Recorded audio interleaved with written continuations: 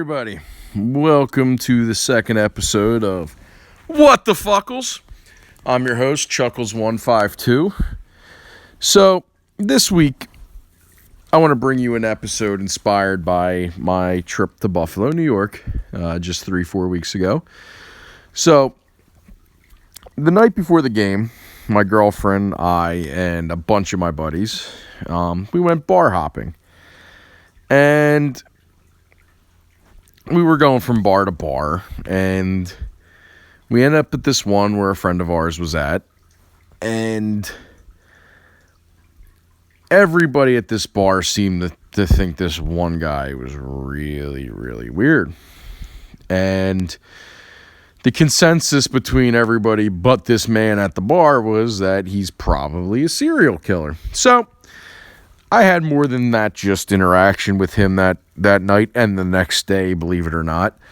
So I put it out there, which would the people rather hear? About my interactions with him in Buffalo, New York, or with a possible serial killer I had run into years prior in Upper Darby, Pennsylvania. Well, the voting said Upper Darby, so that's what we're going to do.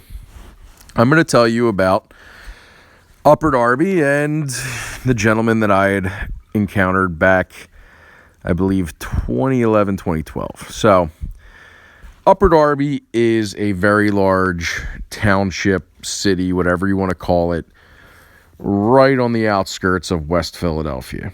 So, Market Street inside of Philadelphia becomes Westchester Pike on the outside.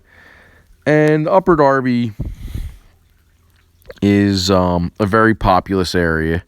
It's in Delaware County, and this area has beautiful homes. Drexel Hills, some of the wealthiest homes still in Delaware County. You have great architecture. 69th Street Station is beautiful. The Tower Theater is a great place to catch a show. The shopping at 69th Street is still top-notch, even as the neighborhood has kind of crumbled around it a little bit. And it's a great town. And I grew up there, fortunately enough, with my grandfather's shop. So this was my grandfather's store. It was a hardware store. In the 1970s, my grandfather, he was an engineer, and his company decided that he was going to move to Alabama. And my grandfather said, yeah, fuck that. I'm not moving my family to Alabama. He just moved to Broomall, Pennsylvania, of all places, and he wasn't taking them back 50 years and into a time warp and moving to Alabama. So they left him behind, his company, and my great-grandparents all kind of came together, the ones that were still alive, and said, you need to become a shop owner. You got to own a business, because without a business, you're not wealthy. So my grandfather, he decided, the thing that he can most likely do is become a hardware store owner. So he opened up a hardware store right here at 800 Garrett Road. That little red door that's covered up top, that used to be a door. It used to have a beautiful deck on the outside. My grandfather had a grill up there. Beautiful apartment. It was only a 2-bedroom apartment, believe it or not, but it was huge. It had a beautiful dining room. The second bedroom was an apartment all of itself. Was only 1 bathroom and 1 kitchen, but it was a very nice apartment. It was a great place for my grandfather to live after his divorce with my grandmother. The downstairs where our office was great for storage after my grandfather and my father had come together to create a general contracting business. The hardware store kind of went by the wayside in 1990. And it was for the better, because both of them were doing much better as general contractors than they ever did in the hardware store business. There was even a very large basement that was the size of the whole property that had a lot more extra storage, so our ladders, things like that, go down there. Now, the office was always where customers would walk in to set up appointments. People could call, but a lot of people, especially in Upper Darby, like to come in.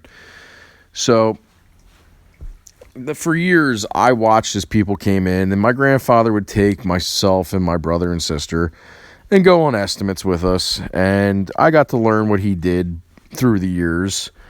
And then as I got older, my father took me with him so that he could teach me that I did not want to do what he does for a living, because it's not the most fun thing in the world to do, because it's hard work, and being a general contractor is not easy. So my dad taught me and my brother that we'd rather go to college. So I went to college and I got a journalism degree, and I ended up working as a valet manager coming out of college. So I was working at the Ritz-Carlton at the time, 2011-ish, and my grandfather has a heart attack. He survives, luckily, but he was not working the same way he was before.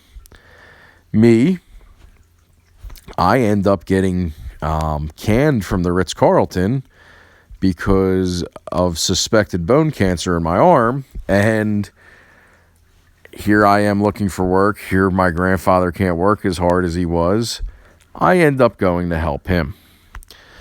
So before his surgery, it was him and I running around, and he needed a quadruple bypass, so he ends up going out for a long while. He actually ended up retiring, and I ended up taking his position.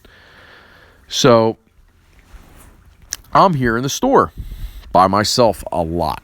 And people would come in, I'd go out to their house, check things out, and I'd set up appointments, do, everything I always did. One day, this guy, he's probably about 6'1", 6'2", mid to late 50s, maybe early 60s. A lot of hair left on his head, but like in just the craziest, like scruffle, like a bird's nest, really the best way I could put it. And he was wearing overalls. And he comes in and he's, how many do you have time to come out? And I'm like, I can go right now. Like, what are we looking at? And he's like, I need to shore up my deck, but I can't go right now. Like, he's like, Friday at 12 o'clock. Be there. And I'm like, all right, I'll be there at 12 o'clock on Friday. So he gives me his address, and I drive over to this area, and I'm not going to give you the exact address, but it's over by the Upper Darby Township Police Department, and it's by their Taco Bell, the Midas. Pecos is up here this way on Westchester Pike, if you're familiar. And in these neighborhoods right here, I head to. Now, when he was in the office, I told him I'd meet him in the alley, because one nice thing about Upper Darby houses is they have these nice alleys in the backyards. And I'm looking at his deck. I figured, why not? I'll just meet you in your alley, sir. And he wasn't okay with that. He wanted me at his house. So I get there at like 12:01, 12:02 at the latest. And he is at his door, and he is pissed off that I am late. I apologize. Like, hey, man, like, sorry. I just was a little too busy. I got here as quickly as I could, and here I am. I'm going to help you get a free estimate here to shore up your deck. So I walk into his house, and the first thing I notice for a single guy, this guy's house is immaculate. It has a Asian motif. It is very clean, and I was put aback by how clean it was. So he and I start working our way downstairs. Now, Upper Darby basements usually have a garage in them that is either connected by a door or not connected at all, and usually have a door that's along a very thin hallway that usually houses laundry, like a laundry area, that goes along the garage on the way to basically the back door. We get into his basement, meanwhile, and it is stamped concrete. It is clean, beautiful concrete work. And that whole garage area is ripped out. In its stead is about 5 of these closets built with concrete, probably cinder block walls that had been like finished nicely on the outside with this beautiful like stamped concrete. And all the walls, like usually in Upper Darby basements, you need parging on the walls. The walls are crumbling. No. This was beautiful concrete work done. He had a nice beam running down the center. There was a couple of posts. At the posts, there was these big, like 2 flanking on either side at every post, trunks that I can remember. And, I mean, we're talking like 6 foot wide trunks by like 2 feet deep, like 3 feet tall. Very large trunks. And on these closets, though, he had these really nice steel doors and these heavy padlocks on each and every single one of them. And this kind of, like, just seeing it kind of set me back a little bit. Like, why do you need padlocks on closets in your house? Like, I understand it's not the best neighborhood, but, like, you're just giving somebody the idea that if they break in here, like, oh, there's stuff in there, let's break into these doors. It just didn't make sense to me. But as we're down there, like, I hear these weird groaning noises and these weird odd, like, sounds coming out of, like, these closets. And I'm just like, what the fuck is going on down here? So we make our way to underneath his deck. And I'm supposed to be giving him an estimate on shoring up his deck. The first thing I notice is that he has put 3 walls on the outside of his deck. He's also put soundboard on all 3 of these walls. He's got a door also on the one wall, and that leads to the outside. But the other thing he's done is he's put soundboard on the underneath of the deck. Like, I can't even see this thing. And he wants me to give him a price on shoring it up. And I'm like, sir, like, can I rip one of these down? And he freaks when I start to say that. No. Like, you could just give me an estimate for them to take it all down. We're not going to take it down now. Give me an estimate just to take it all down, put some joist hangers in there, and to put some sistering of this one. And I'm like, I can't even see what I'm looking at. Like, I don't know what kind of like rafter or string. Like, I don't know what I'm looking at. Like, you have this soundboard. Can I at least? He's like, no. And I'm like, well, I got to take pictures for my dad and grandfather to see. And he's like, good. You got to show them pictures. And I'm like, okay. And he like points to the corners. Like, don't you want to get a really good close up of that? And I'm like, there's not, like, I can't see anything there. It's just soundboard. And it's like he wants me to, like, turn my back to him. And I, awkwardly enough, put my back up against the back wall and, like, look up and take the picture. So I'm not turning my back on this guy. I'm already creeped out. So he then invites me to come back in and so I can go outside the front. I'm like, no, I'm just going to walk around outside. It's beautiful. And he gets pissed. Like, no, you should come through here. It's quicker. And I'm like, no, I could just walk outside. Don't worry about it. It's beautiful out today.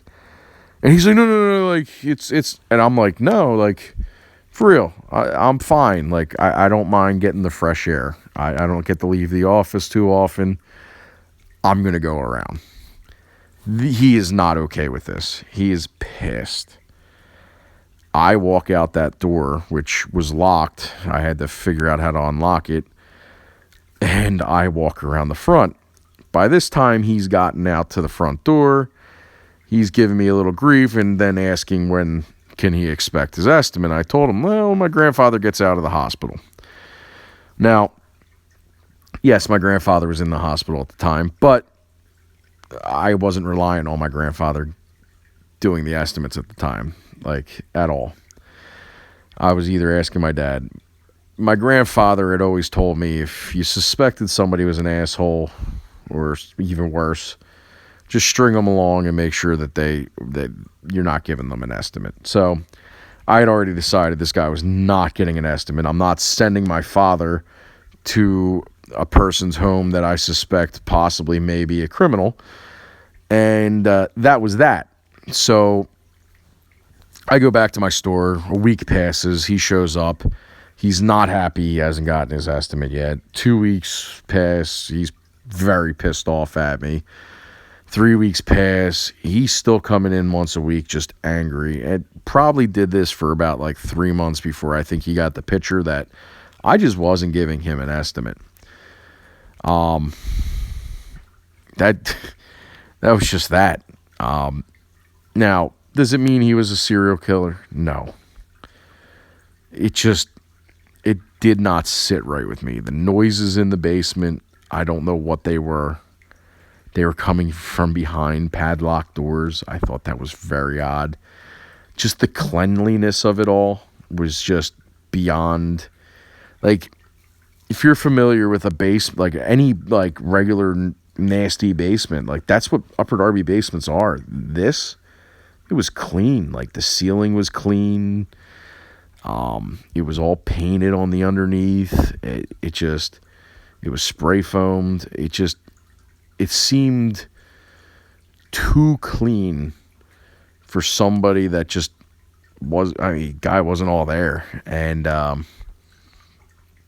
I ended up never giving him an estimate. I never saw him again after we closed up shop at our store, and we moved to Broomall, and we didn't have that problem.